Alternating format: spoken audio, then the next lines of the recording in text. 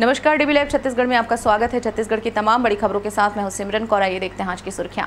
CM का एक और फैसला, ऑन द स्पॉट डीएफओ और रेंजर को सस्पेंड करने के दिए निर्देश।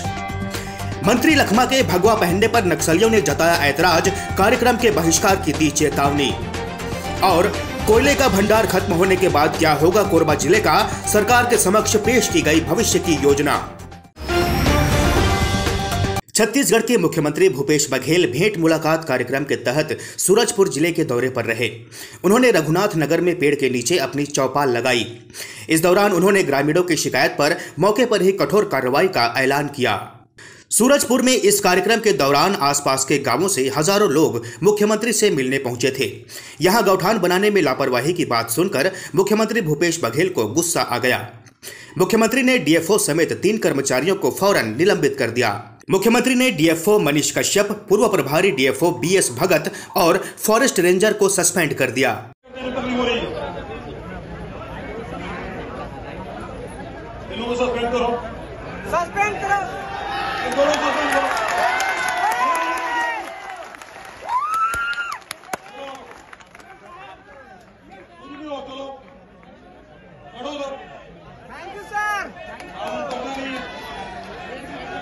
जो भी जिम्मेदार है वो सस्पेंड होगा।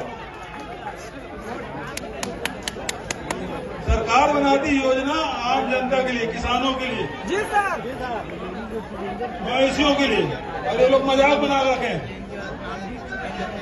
आवर्ती चराई, ये जंगल पूरा भरा पड़ा है, 1.5 एकड़ में बनाया है। मजाक बना रखे हैं आप लोग।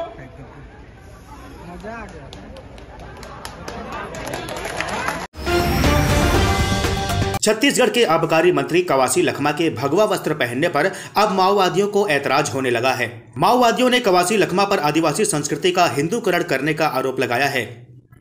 नक्सलियों ने प्रेस नोट जारी कर मंत्री के कार्यक्रम के बहिष्कार की चेतावनी दी है।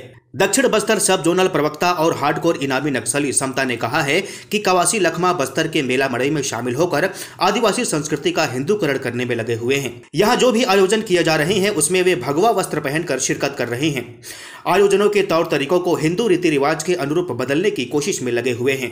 माओवादियों ने कवासी लखमा को चेतावनी दी है कि वे अपनी इन हरकतों को बंद कर दें, अन्यथा माओवादी संगठन, सर्व आदिवासी समाज समेत समस्त आदिवासी संगठन के लोग मंत्री के सभी आयोजनों और कार्यक्रमों का बहिष्कार करेंगे।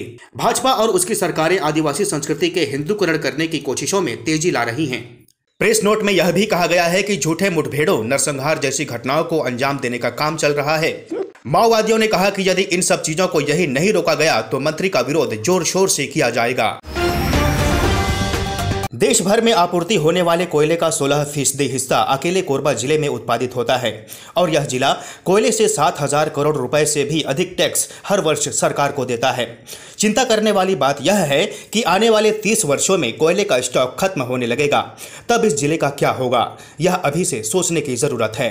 देश की एक गैर सरकारी संस्था आई फॉरेस्ट ने छत्तीसगढ़ के कोरबा जिले पर एक रिपोर्ट तैयार की है कि कोयला अर्थव्यवस्था खत्म होने पर इस जिले और छत्तीसगढ़ प्रदेश के लिए वैकल्पिक अर्थव्यवस्था क्या हो सकेगी।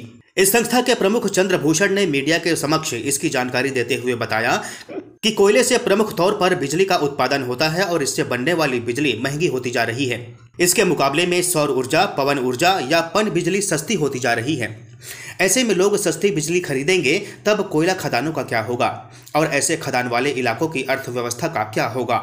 आई फॉरेस्ट नाम की यह संस्था छत्तीसगढ़ सरकार के साथ मिलकर इस पर विचार विमर्श कर रही है और आई फॉरेस्ट के प्रमुख चंद्रभूषण ने रायपुर में यह विस्तृत रिपोर्ट जारी की है, जो कि कोरबा के भविष्य पर उठने वाले संभावित सवालों के जवाब तलाशती है। जहां की चर्चा हुई कि जो कोयला का जो इंडस्ट्री है कोरबा का, छत्तीसगढ़ का, वो अगले 20 साल में वो ट्रांजिशन होगा और किस तरह से जो कम होगा जैसे जैसे कोयला, तो किस तरह से हम प्लान करें कि ताकि इकोनॉमिक और सोशल इम्पैक्ट कम हो। क्योंकि अगर बिना प्लान के अगर हम कोयला कम करेंगे तो उसका बहुत इम्पैक्ट होगा इकोनॉमी पे, क्योंकि कोयला आज के दिन में रोजगार देता है, टैक्स देता है, इकोनॉमिक एक्टिविटी कोयले पे डिपेंडेंट है। तो किस तरह से हम प्लान करें, जिसको हमने कहा है जस्ट ट्रांजिशन, किस तरह से ट्रांजिशन करें और वो अगले 2-3 दशकों में, ताकि छत्तीसगढ़ की इकोनॉमी स्ट्रांग रहे, कोयला भी कम हो, पर्यावरण भी अच्छा रहे, प्रदूषण कम हो। इन सभी चीजों पे कल बात करेंगे। मुख्यमंत्री भूपेश बघेल का विधानसभा क्षेत्रों का दौरा चौथे दिन भी जारी है।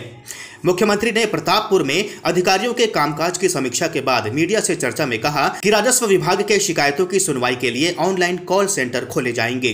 मुख्यमंत्री भूपेश बघेल ने प्रतापपुर में कृषि महाविद्यालय खोलने की भी घोषणा की। उन्होंने कहा कि यहां पर अपर कलेक्टर का लिंक कोर्ट भी खोला जाएगा। मुख्यमंत्री ने भूजल के गिरते स्तर पर चिंता जताते हुए कहा कि रायपुर शहर के बाद सूरजपुर पहला जिला है जहां 800 फीट में पानी नहीं है।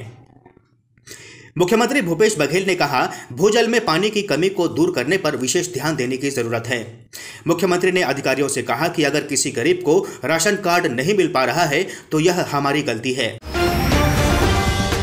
मिशन 2023 के लिए भाजपा की रणनीति तैयार करने के लिए राजधानी रायपुर पहुंची प्रदेश प्रभारी डी पुरंदेश्वरी ने कांग्रेस पर निशाना साधते हुए कहा कि कांग्रेस के 38 विधायकों का परफॉर्मेंस बताता है कि सरकार किस दिशा में जा रही है। सभी लोग देख रहे हैं, सही समय में इन्हें सही जवाब मिल जाएगा। सह प्रभारी नितिन नवीन के साथ रायपुर पहुंची डी पुरंदेश्वरी ने एयरपोर्ट में मीडिया से चर्चा करते हुए मुख्यमंत्री के साथ तमाम मंत्रियों के दौरे को लेकर कहा कि हम भी दौरा कर रहे हैं, हमारे पार्टी के कार्यकर्ता अच्छे ढंग से काम कर रहे हैं, प्रशासन की असफलताओं को जनता के बीच लेकर जाएंगे। इन्होंने घोषणा पत्र में 36 वादे किए थे जिसे पूरे नहीं किए गए, यही हमारा मुद्दा रहेगा। मंत्री कवासी लखमा के बयान पर पुरंदेश्वरी ने कहा कि कोरोना काल में जनता की सेवा भाजपा ने ही की है। कांग्रेस समेत सभी राजनीतिक पार्टियां आईसीयू में पड़े हुए थे। देखिए, हमारा कंप्लीट फोकस होगा अपनी पार्टी पर, अपनी पार्टी को की ऑर्गेनाइजेशन को कैसे मजबूत करना, किस स्ट्रैटेजी को लेकर हमें आगे जाना, इन्हीं विषयों पर हमारी ध्यान होगी। अगर उनके सर्वे है तो let him and if it says कि 38 एमएलएज की जो परफॉर्मेंस है वो अच्छी नहीं है, देन इट शोज कि किस तरह से वो काम कर रहे हैं एंड गवर्नमेंट किस दिशा में जा रही है। लोग सब देख रहे हैं, सब समझ रहे हैं and I am sure at the right time they will give the right answer. नक्सलियों की सरकार से चर्चा के प्रस्ताव पर गृह मंत्री ताम्रध्वज साहू का एक बयान सामने आया है। उन्होंने कहा कि नक्सलियों को बात करनी है तो बिना शर्त के करें। भारतीय संविधान में विश्वास करो, बैठो और चर्चा करो, इसमें कोई शर्त नहीं होनी चाहिए। एक दिन पूर्व नक्सलियों ने एक बयान जारी कर मुख्यमंत्री की वार्ता पेशकश को सशर्त स्वीकार करने की बात कही। उनकी शर्तों में पीएलजीए पर लगाए गए प्रतिबंध को हटाने, नक्सल को खुलेआम काम करने के अवसर दिए जाने के साथ हवाई हमले बंद करने और संघर्षरत इलाकों में सशस्त्र बलों के कैंपों को हटाने, जेलों में कैद नक्सल नेताओं को वार्ता के लिए रिहा करने की शर्त पर वार्ता के लिए नक्सली संगठन राजी हुआ है। बता दें कि 8 अप्रैल को मुख्यमंत्री भूपेश बघेल ने मीडिया से चर्चा के दौरान नक्सलियों से वार्ता का प्रस्ताव रखा था। इस बुलेटिन में फिलहाल इतना ही। बने रहिए डीवी लाइव छत्तीसगढ़ के साथ। नमस्कार।